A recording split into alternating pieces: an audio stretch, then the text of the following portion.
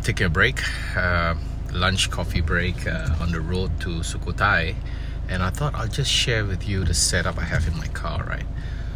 So yep, I use for navigation, I use two devices.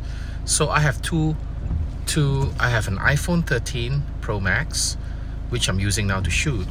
I interchange sometimes, but the benefit of the Pro Max is that it has the wide angle that my other iPhone don't have. My other iPhone is iPhone 10, and I use this pad either connected to my mobile Wi-Fi, which is this thing, okay, or tethered to this phone, which I have an AIS 5 SIM card, and the player, the head unit, is connected also to Wi-Fi or to my phone, and I use this to play YouTube, listen to Spotify, or in this case run Google Maps. So I actually have the directions from Waze. Sometimes I use Google because in rural areas, honestly, Google Maps is much better. Waze sometimes gets lost.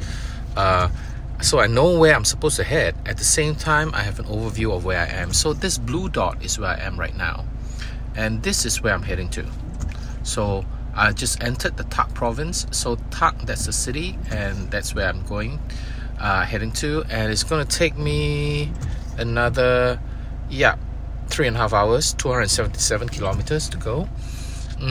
What else do I have in here? So my coffee.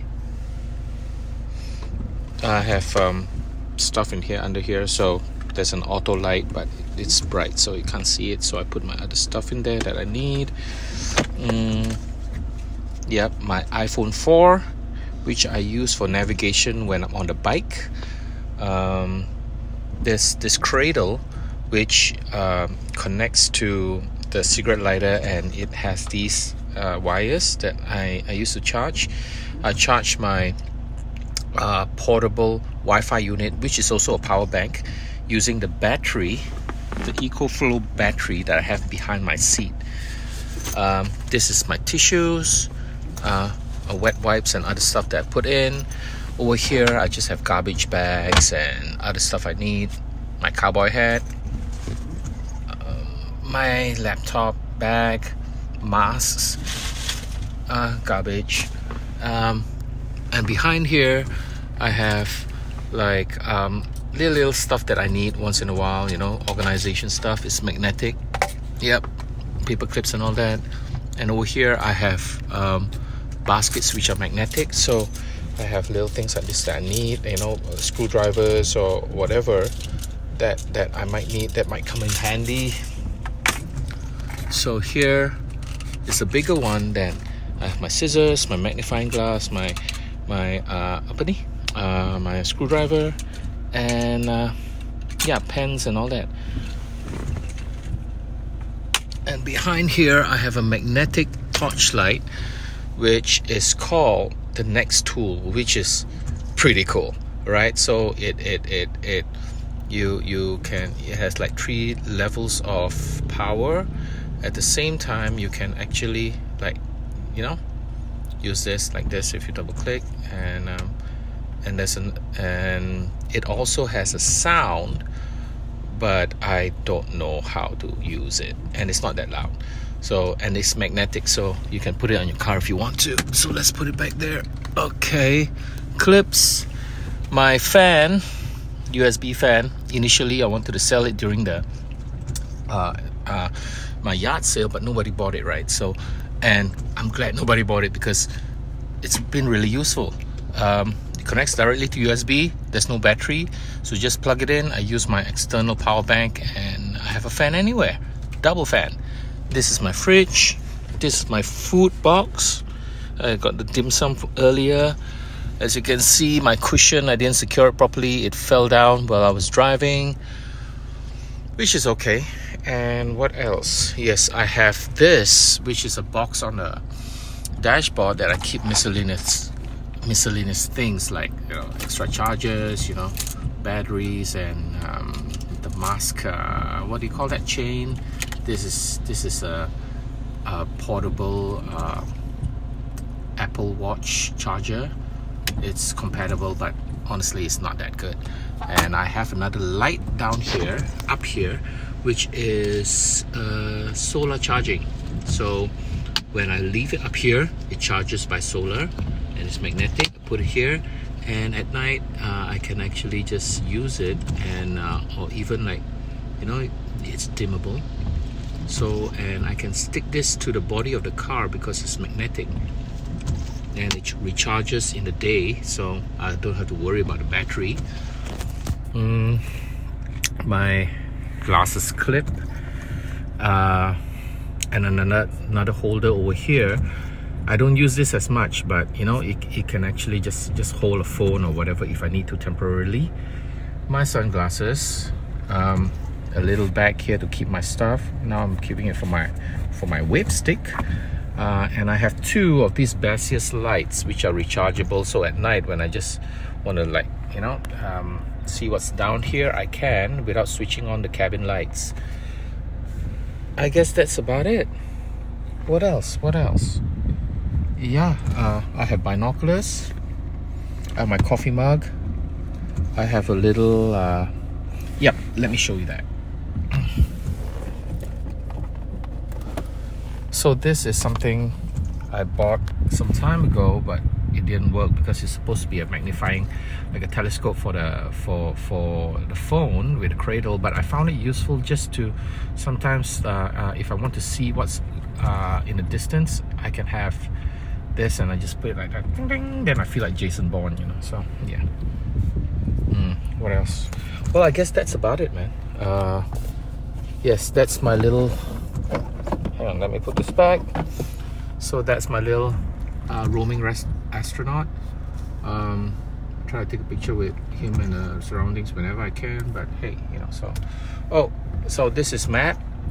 Okay, I go home, so I have YouTube, I have Bluetooth, music, you know, 360 view. So I have a 360 view of the car. This is behind right now. My sides. Or I can actually have a look at, oh, there's a doggy there, you see? There's a doggy next to my car. This is my back, and yep, the doggy there. And this is the full front view of the car. So these are my sides, so you can actually see what's left and right. This is just on the right, near my front tire. Left near my front tire, back, and I don't know what this is. I've never seen this before, actually. Oh, wait, hang on. This in front of me. Oh, you can switch a straightforward view, an overview, and wide angle. Yeah, and this would be the glamour thing that they do, you know, like, you know, just to show you what's around your car, you know. Yeah, well, anyways. So yep, so 360 around view. So let's get back to map. Okay, so that's it, a quick overview of this car. Oh yes, and this is my cradle where I use my iPhone 10 or 13 to shoot the videos of the road, right? Yeah, and it's really handy. Where did I get this? I can't remember where I bought it, but it works really well. So it just sticks to the glass. It doesn't move, man. It doesn't shake or whatever like that. So it's really good. Okay, so that's about it. That's an overview of what I have in the front of my car. I hope it helps. Yeah, I guess that's it. But what I want to say is, hey, there's a apprentice monk. Oh, okay. Oh, it's actually a little temple. I didn't even realize it. I just stopped here. Anyways, about this car,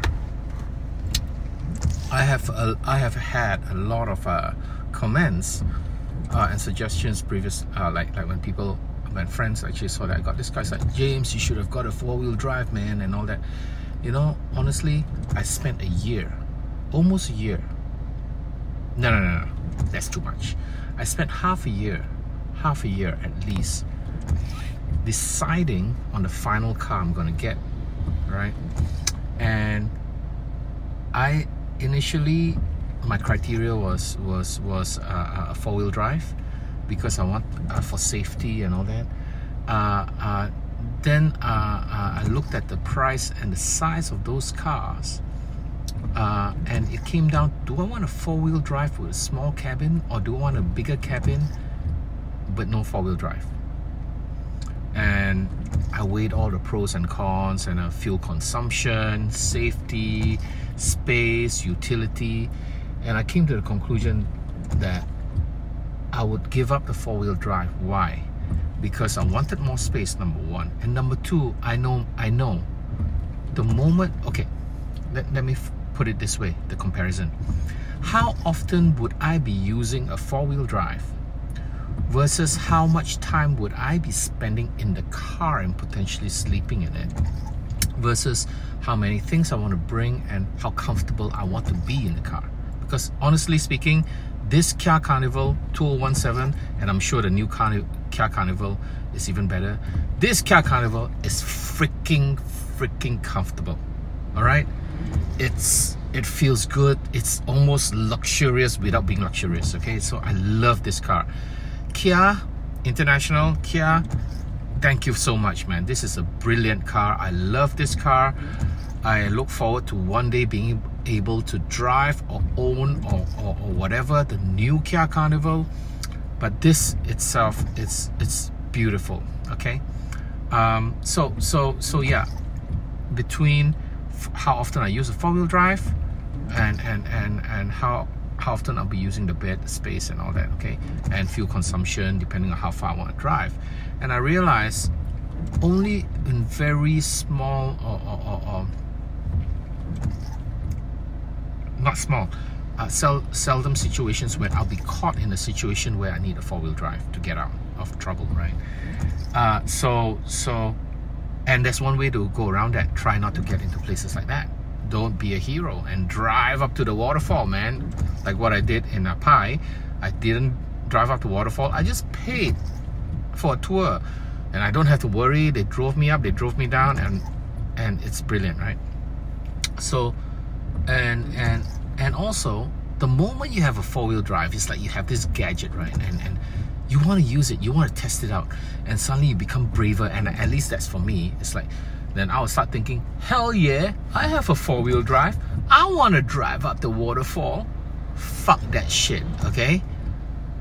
Just don't be a hero. There's no need to do that. I mean, but once you have that, you want to test it out. And when you want to test something out like that, that's when you get into trouble. And I don't want to get into trouble. So that's the situation. That's why I chose the Kia Carnival. The consumption, I think is good, but on average, a full tank, I'm getting maybe about 700 to 750 kilometers on a full tank. It's diesel. The power is good. When you talk about taking, you know, like overtaking cars, not a problem at all. I mean, I'm cruising, like driving Miss Daisy. There's a car in front, I want to overtake her, boom! And this car, she just comes alive, takes me in front of the other car, and then I slow down again. Good job, Kay. Good job. You're a good girl. Yep, I guess that's about it about this car. And this is car. What do you call that? A Van Tour Part II. There's more detail about what's happening, what's in front of my car when I drive.